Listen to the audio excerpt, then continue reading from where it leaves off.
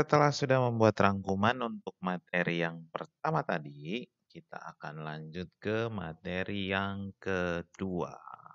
Ini dia materinya. Aspek perancangan dalam produk kerajinan.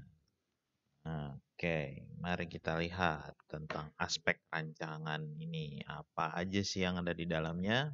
Nah, jadi unsur penting dalam sebuah proses produksi yaitu rancangan ya. Bagaimana kita membuat sebuah rancangan produk yang baik, sebuah rancangan produk yang eh, akan menarik konsumen kita nanti, itu semuanya harus dipertimbangkan dengan baik.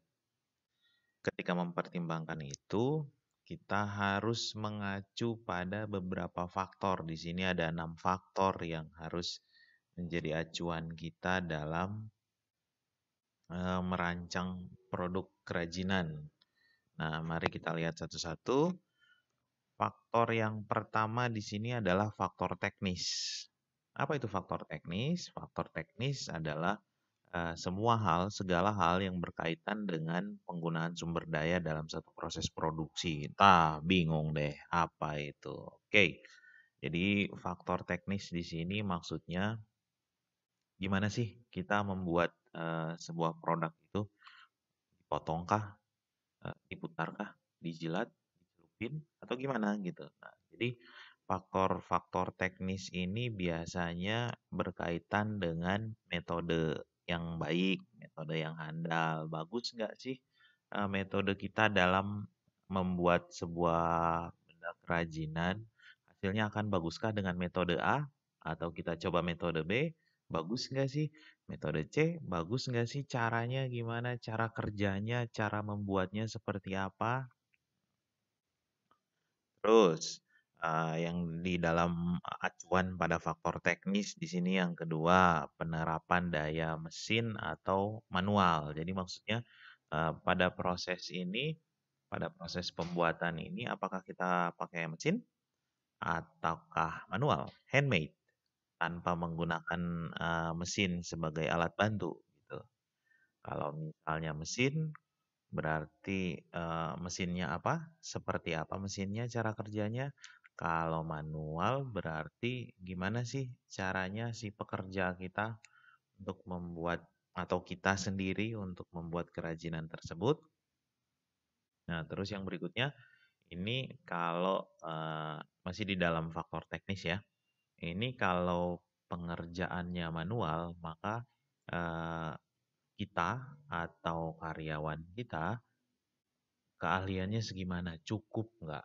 Itu cukup nggak sih sebenarnya untuk bikin kerajinan yang baik? Jago nggak dia? Atau kitanya terampil nggak dalam membuat kerajinan yang baik? Ketika kita menggunakan mesin berarti operator mesinnya bisa nggak? Terampil nggak kira-kira dalam menjalankan mesinnya? Oke, kurang lebih seperti itu. Kita lanjutkan ke faktor yang kedua. Oke, faktor ekonomis. Faktor ekonomi ini adalah faktor internal yang berasal dari dalam eh, yang dapat mempengaruhi kegiatan usaha. Nah, ini biasanya kalau kita bicarakan tentang ekonomi atau udah ada kata ekonomi di situ, pasti semua orang akan mengacu kepada uang. All about money. Oke. Jadi di sini faktor ekonomis ini memang berbicara tentang modal, bahan mentahnya kayak gimana, jangan lupa tidak cuma modal berupa uang, tapi bahan mentah yang digunakan kayak gimana gitu. Upah karyawan berapa banyak, kira-kira seperti itu. Nah, faktor ekonomi sendiri biasanya atau harusnya mengacu pada 5 poin berikut. Yang pertama, pemasaran yang tahan persaingan. Berat banget ya. Apa itu pemasaran yang tahan persaingan? Maksudnya, ketika kita bikin produk, dijual, produk kita kalah nggak sama produk orang lain? Tuh. Terus, sistem pemasokan atau distribusi. Makin tinggi lagi nih bahasanya. Distribusi. Maksudnya setelah kita bikin produknya, kita antar ke pasar, kita pasok ke pedagang. Lancar nggak kira-kira? Terus mengenai hak cipta. Nah, ini kita bikin produk kerajinan ini memang murni dari ide kita sendiri atau kita mencari referensi ke produk yang udah ada. Kalau cari referensi ke produk yang udah ada, produk yang udah dibikin duluan sama orang lain, harus tahu dulu produk ini ada hak ciptanya nggak. Kalau ada berarti kita harus bayar. Kita harus bayar lisensinya. Kalau kita bikin tanpa ada lisensi, berarti ya mau nggak mau itu termasuk ke dalam kegiatan yang ilegal. Ya. Terus yang berikutnya, eh, harganya nih, nilai jual dan ketersediaan suku cadang. Maksudnya apa sih? Maksudnya harganya, kalau misalnya kerajinannya itu membutuhkan suku cadang yang lain. Suku cadang kayak apa? Apa ya? Alat pendukung, benda-benda pendukung. Misalnya kalau lemari, ya berarti mungkin ada engselnya, ada gagang pintunya, ada bautnya mungkin. Nah, itu namanya suku cadang. Kurang lebih seperti itu. Nah, ada nggak sih kalau produk kerajinan kita suku cadangnya di pasar? Kalau orang nyari misalnya rusak, ada baut yang lepas, bautnya hilang. Terus konsumen nyari ke toko. Misalnya di toko ada nggak baut yang sama gitu. Kurang lebih seperti itu. Terus yang berikutnya yang pasti, yang utama yaitu selera konsumen terhadap produk kerajinan yang kita buat. Nah, ini harus sangat dipertimbangkan di dalam faktor ekonomis ini. Jadi yang suka produk kita tuh yang kayak gimana sih? Yang punya selera ke produk kita yang kayak gimana sih? Kira-kira apakah orang dengan uang yang banyak banget, tajir melintir, kamu mau jual seberapa pun kebeli, atau masyarakat biasa dengan penghasilan yang pas-pasan yang kalau dijual mahal-mahal tuh nggak bisa kebeli gitu. Ya, oke, saya lanjut ke faktor yang kedua. Di sini ada faktor ergonomis. Kalau kemarin di kelas 8 kita udah sempat eh, apa bicara juga tentang faktor ergonomis ya. Di faktor ergonomis di sini ada 3 unsur di dalam yang harus diperhatikan. Yang pertama kenyamanan, yang kedua keamanan, yang ketiga kesesuaian. Oke, untuk kenyamanan eh, pengertiannya sederhana sih. Nyaman gak sih digunakan gitu? Enak gak sih digunakan produk kita?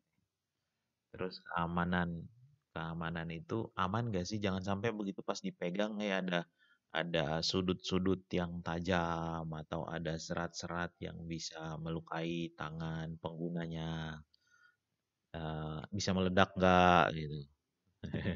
Ya kurang lebih begitu untuk keamanan. Lalu yang berikutnya fleksibilitas atau kesesuaian. Nah, di sini produk kerajinan kita ini bentuknya sesuai nggak sama fungsinya. Jadi kalau sepatu bentuknya kayak sepatu nggak sih? Atau jangan-jangan sepatu bentuknya kayak baju lagi. Nah, itu artinya tidak sesuai. Jadi kalau untuk faktor kesesuaian ini, kira-kira kalau contohnya yang tadi itu keranjang ya bentuknya harus keranjang. Harus bisa digunakan sebagai keranjang. Kira-kira seperti itu. Faktor, waduh, faktor yang berikutnya, faktor sains dan teknologi. Nah, ini ada 2 unsur yang harus diperhatikan di dalam faktor sains dan teknologi ini. Eh, ada nggak sih inovasi yang baru dari produk kita?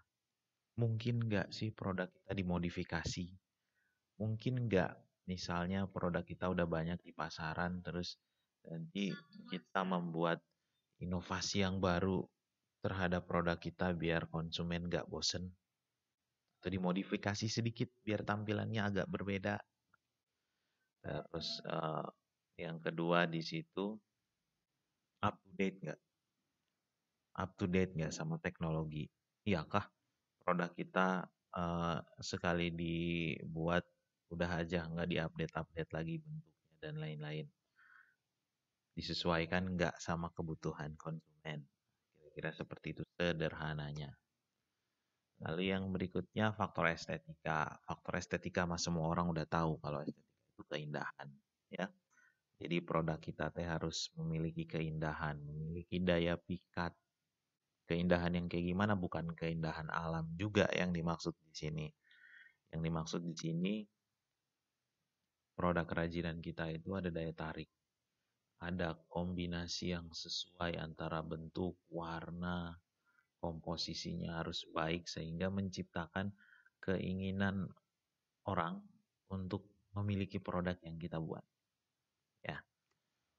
Yang berikutnya itu ada faktor kondisi lingkungan. Nah, kondisi lingkungan di sini produk yang kita buat ini harus mempertimbangkan dua hal. Yang pertama nilai budaya. Maksud nilai budaya, oke. Produk kerajinan kita di sini harus menghormati nilai budaya setempat. Jadi jangan sampai produk yang kita buat itu menyalahi aturan-aturan budaya di lingkungan kita. Ya,